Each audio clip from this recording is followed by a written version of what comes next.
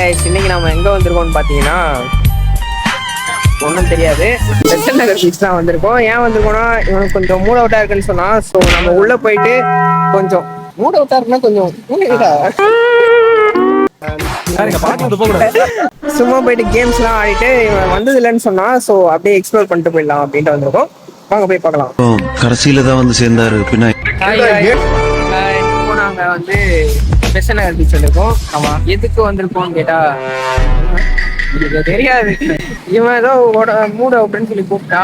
A few moments later. எனக்கு அதான் என்ன புரியல. நம்ம இல்லடா இப்போ சண்டை வருதுன்னு வச்சுக்கேன். ஆமா, சண்டை வருதுன்னா ஒண்ணு கால் பண்ணி பேசிக்கணும். ஆமா இல்லையா கம்முன்னு இருக்கணும்.